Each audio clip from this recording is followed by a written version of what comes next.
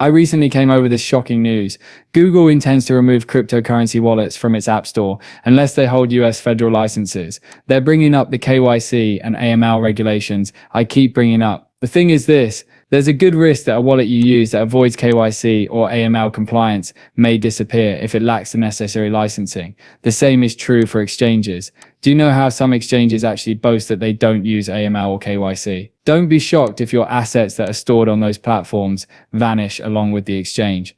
We anticipate a significant bottleneck in the cryptocurrency space. I'm talking about the possibility that 99% of it will vanish once restrictions take effect. Even if it's early, this is already beginning to occur.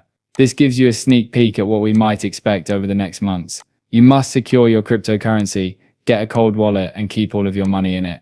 I always advise choosing Ledger if you're not into decent. This is the exact reason I use both wallets. The worst part is that Ripple is no longer merely knocking on doors. They are seated directly within the global finance control room. Alright, so when I came onto this thread, I was genuinely astounded. We're discussing the collaboration that completely changed the course of events. EastNets and Ripple simply shook hands. And to be honest, this is the kind of move that makes you go, holy crap, this is real. The EastNets contract is as follows. In a sense, they are your golden ticket to Swift land. You're familiar with Swift, an antiquated, unwieldy system that has long handled international payments. Ripple just received the kingdom's keys from EastNet. We are discussing direct access to ISO 2022, Swift, and wait for it, more than 800 institutions and central banks. This is not an entry through a side door, this is entering via the front door, as if you are the property's owner. But hold on, it gets more juicy. In fact, they have integrated DLTO inside the payment safe itself.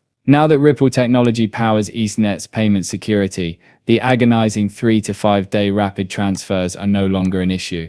Indeed, they were just nuked. We're talking about instant settlement, which makes the previous approach appear to be as inefficient as a carrier pigeon. This is where my mind blows up. Ripple is no longer merely experimenting with payments. They are now in the big leagues, mingling with architects of CBDCs, whispering in lawmakers' ears, and attending VIP lunches at the World Economic Forum. They're doing more than just adjusting to the financial future. The damn blueprint is being written by them. This is no longer a maybe someday tale. Do you recall when everyone predicted that Swift may eventually be replaced by Ripple? Surprise! It won't happen.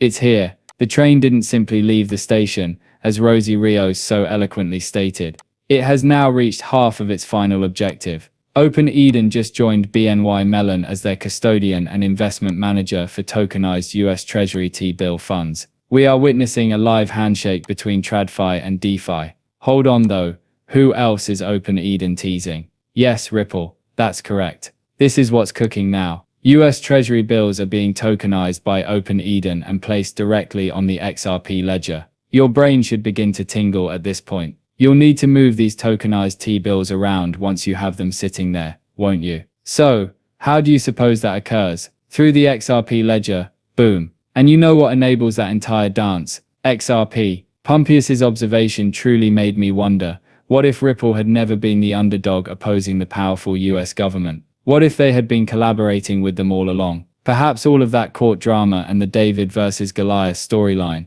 was just great theater, allowing Ripple to covertly construct a new financial infrastructure while remaining undetected at home. And when you think about it, it makes perfect sense. What was Ripple doing behind the scenes while everyone was glued to this alleged legal battle with the SEC? With the exception of the US, they built payment rails all across the world. Their system was obviously designed for large organizations, not cryptocurrency enthusiasts, from the beginning. We're talking about almost no costs, immediate payouts, and ISO compliance before anyone even needed it. This was no tenacious garage upstart looking to cause trouble. This was significant infrastructure that was intended to not only rival Swift, but to completely replace it. Take a look at their partners. Federal Reserve pilot initiatives, key payment corridors across the Middle East and Asia, central banks in countries like Bhutan, Palau, and Montenegro, and ties to banks with ties to the defense industry like BNY Mellon. Rogue fintech companies don't have profiles like that. That's expansion approved by the government. And all of this undoubtedly needed approval from someone. Ripple discreetly inked more than 1,700 contracts and non-disclosure agreements with major international financial organizations, while the headlines were screaming that the company was in jeopardy. Whenever they say, flew to another country, they are not actually running away. It was systematically establishing the foundation for eventually bringing those rails home. This is the quintessential controlled opposition. While your guy is carrying out the strategy, make him appear to be the victim. This is where things start to get pretty crazy. They allowed Ripple to expand freely abroad. At the appropriate moment, they reversed the course and disclosed that the technology was actually part of the government's original plan. Everywhere by then, the tracks have already been constructed. What will you do then? Take a look at the Ripple stablecoin pilot RALOSD. Specifically intended for institutional custody, it plugs directly into the XRP ledger and is fully compliant with US regulations. After they flip the switch, XRP manages all international settlements, while RAUSD becomes the domestic bridge asset. However, the secrecy makes perfect sense. There would have been a great deal of opposition if people had known right away that the US was covertly laying the groundwork for a reserve system based on blockchain technology. Admitting the state was upgrading the dollar rails in real time was much more difficult than portraying it as a private firm battling for freedom. This is where things start to get interesting though. Apparently the XRP ledger is the foundation of a US-related genetic data initiative dubbed DNA Protocol. Consider it, any asset including biological data can be moved by these railroads if they can transfer money. In essence, tokenizing DNA entails controlling identification as well as finances. It's truly astounding when you put everything together. Under this entire opposition cover narrative, Ripple is building global rails. Tokenization progresses from money to real-world assets,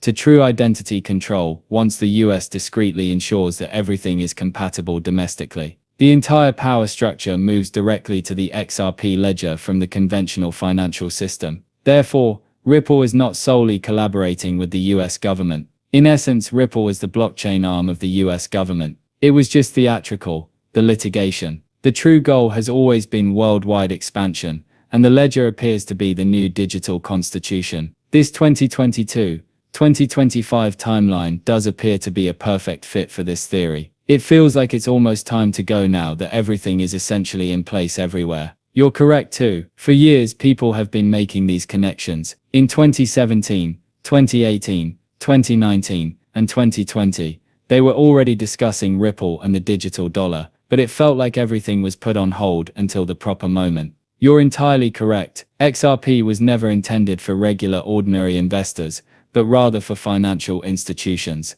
The XRP ledger is at the heart of Ripple's whole business strategy, and financial institutions must directly interface their systems with it. To make use of Ripple services, simply said, the protocol was not designed to communicate with everyday customers and companies. Not even retail price is within its control. In fact, BNP Paribas explicitly said that the XRP ledger is an institutional protocol in their own white paper, confirming this. Retail investors are just not the target market for XRP. To be honest, I don't believe this cryptocurrency was ever intended for us to own. It just so happened that when XRP was first posted on exchanges, people began purchasing it. However, from the beginning, institutional adoption has been at the heart of Ripple's entire approach. The absurd thing is that we essentially outperformed the institutions. Many people will become extremely wealthy as a result of this timing mishap, which is genuinely a once-in-a-lifetime opportunity. You want to purchase XRP at these present levels, while you can because of this. Because someday you will be priced out totally. And to be honest, I believe that time is approaching really quickly. Now what's truly intriguing is what crypto mom Hester Peirce just remarked regarding the SEC